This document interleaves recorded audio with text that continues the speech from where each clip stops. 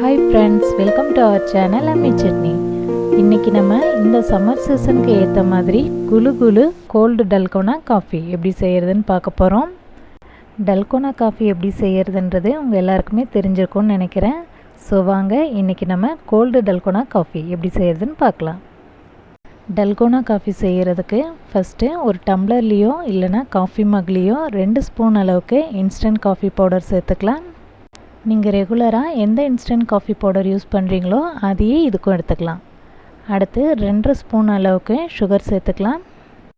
இப்போது இந்த சுகரும் காஃபி பவுடரும் கரையிற அளவுக்கு மட்டும் வெது வெதுப்பாக இருக்கிற சுடு தண்ணி கொஞ்சமாக சேர்த்துக்கலாம். இப்போது ஒரு ஸ்பூன் வச்சு இது நல்லா நுரைச்சி வர வரைக்கும் பீட் பண்ணிக்கலாம். ஸ்பூன் வச்சு இது மாதிரி பீட் பண்ணிகிட்டே இருந்தோன்னா ஒரு 5 நிமிஷத்துக்கு அப்புறம் நல்லா நுரைக்க ஆரம்பிக்கும்.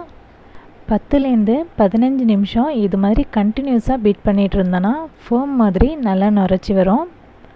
அடுத்து டல்கோனா காஃபிக்கு தேவையான அளவுக்கு பாலை நல்லா திக்காக காய்ச்சி ஆறுனதுக்கப்புறம் ஒரு 1 மணி நேரம் ஃப்ரீசரில் வச்சு எடுத்துக்கலாம்.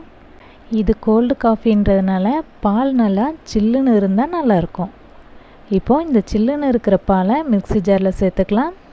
அடுத்து இந்த டல்கோனா கோல்டு காஃபியை இன்னும் சூப்பராக ஆக்கிறதுக்கு இதில் 2 ஸ்பூன் அளவுக்கு வெனிலா ஐஸ்கிரீம் சேர்த்துக்கலாம். இதில் ஐஸ்கிரீம் சேர்க்குறது ஆப்ஷனல் தான். நான் இதில் ஐஸ்கிரீம் சேர்த்துருக்கிறதுனால சுகர் சேர்க்கலை.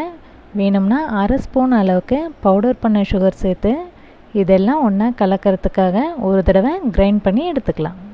இப்போது ஐஸ்கிரீம் சேர்த்து கிரைண்ட் பண்ண இந்த பாலை ஒரு கிளாஸில் ஊற்றிடலாம். கிளாஸ் ஃபுல்லாக ஊற்றாமல் 1/4 அளவுக்கு மட்டும் ஊற்றிக்கலாம். இப்போது இதுக்கு மேலே நம்ம விப் பண்ணி வச்சுருக்குறோம் இல்லையா, அந்த காஃபியை ஃபுல்லாக ஸ்ப்ரெட் பண்ணி வச்சிடலாம். கிளாஸில் 1/4 அளவுக்கு மட்டும் சில்லுன்னு இருக்கிற பால் ஊற்றிட்டு மேலே ஃபுல்லாக நம்ம விப் பண்ண அந்த காஃபி வச்சிட்டோன்னா அதுதான் டல்கோனா காஃபி. அவ்வளோதான். இப்போ நமக்கு இந்த சம்மர் சீசனுக்கு ஏற்ற மாதிரி சில்லுன்னு டல்கோனா கோல்டு காஃபி ரெடி. இது மாதிரி நல்லா மிக்ஸ் பண்ணி விட்டு குடித்தோன்னா குளு குளுன்னு சூப்பராக இருக்கும். இந்த டல்கோனா கோல்டு காஃபி உங்களுக்கு பிடிச்சிருந்ததுன்னா இந்த வீடியோவை லைக் பண்ணுங்கள், உங்கள் ஃப்ரெண்ட்ஸ்க்கெலாம் ஷேர் பண்ணுங்கள். தேங்க்யூ.